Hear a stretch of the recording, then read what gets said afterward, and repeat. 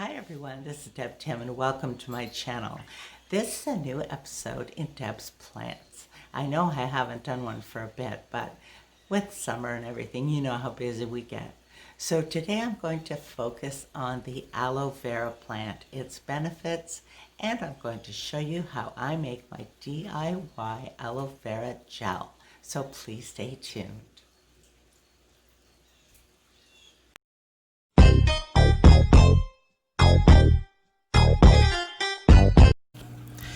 Today we are going to be taking a close look at the aloe vera plant.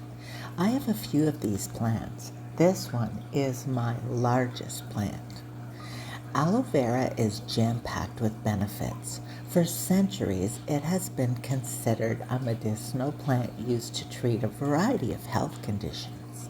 Aloe vera comes in many forms, from creams, ointments, and other topical products to liquids and capsules to be taken internally, promoting health and well-being. Some of the benefits of aloe vera are treatment for superficial burns. The soothing gel is filled with pain-reducing and healing properties. It is very effective on sunburned skin. It also improves digestion, relieves stomach upset, and intestinal issues such as irritable bowel syndrome. As a toothpaste, it lowers instances of plaque and gingivitis and is also a great acne medication. Anything with benefits usually has side effects as well. Aloe vera may interfere with some medications you may be taking. It's important to check with your doctor before beginning any new treatment. Using aloe vera as a topical product, it's rare to have any side effects. Its gentle, natural properties are generally well tolerated. Now, I have never taken it internally myself, but for this, you definitely must check with your physician. Aloe vera plants are very popular and can be found in garden centers, flower shops, and even online. They're relatively easy to grow as long as you have enough sunlight and warmth. They are much more common outside in the warmer climes. I put mine outside for the summer months, but it must come in during the winter. They do well inside as long as they have a fair amount of light. This plant requires very little care. Watering is minimal. Checking if you need to water your aloe vera plant, just dig your finger into the soil about 2 inches deep. If the soil is dry at that depth, you can water. If it's still moist, allow it to dry out. It's always safer to underwater than overwater. I find a splash of water weekly is all mine need. These plants are very heavy, so a stone pot is your best bet. The pot should also have a drainage hole in it to allow for drying out between waterings. This is what you'll need to make your aloe vera gel. Wash your leaves, making sure they're good and clean. You will need a couple little containers, coconut oil, and essential oil if you want yours scented. Now I have lavender here. I do not like the smell of aloe vera, so I use a little bit of lavender, but you can use any scent. And then of course we need our blender. I've already cut one leaf and now I'm going to do the second one. So just cut off the end you don't want, and then we're going to cut off the edges where those steins or prickles are. Just like that. Now you can see how thick the meat is in there. Now it's supposed to work like filleting a fish, but I just have never, maybe I should be using a filleting knife. But I just slide my knife in between the skin and the gel. Now it's super slippery because it's like slime, so it's pretty hard to get a hold of. So I'm just trying to take the very outer skin off. There. And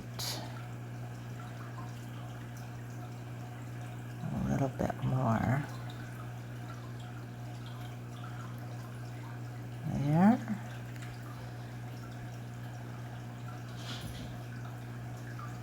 And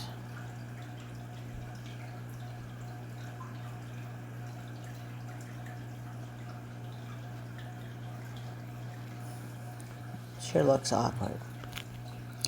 Okay, so now I'm going to just lightly score the gel into squares. And I'm going to, okay, let me start up here further where the gel is thicker. There, just slides off. There. And I'll just get this little bit here yet. There, okay. So, there's a little piece of green on this one. Cut that off. I really hate doing this without my gloves, but I used my last pair the other day, so I'm going to have to get some more.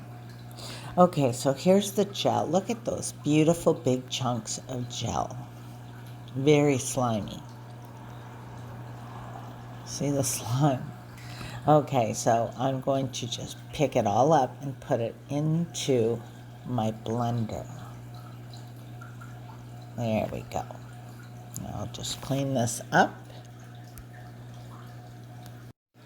Okay, so I have the chunks of gel in my blender, and I have already added a half a cup of coconut oil. Now I'm just going to put my lid on and begin to blend this very slowly. I want a nice, smooth, slimy consistency. Okay, now I can open this up so you can see better. It's really like a big ball of slime. There will be bubbles in the mixture. I will just use a spoon to kind of stir them, breaking the bubbles down. So that's about right. Now taking my 2 little containers, I'm going to, first let me go get my spoon. I'm just going to give it a stir, break up any bubbles. There really aren't much in there. So I'll just pour some in each container. You can see how slimy it is. There. I'll scrape the last little bit out. Okay, and the last thing I want to do is add my essential oil. So just give it a little stir. And this one. Break up any bubbles. There really aren't any now. Okay. And now in each of these little jars, I'll put 5 or 6 shakes of essential oil.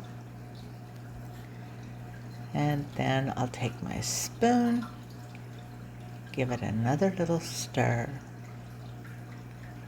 It smells really good. I do not like the smell of aloe vera.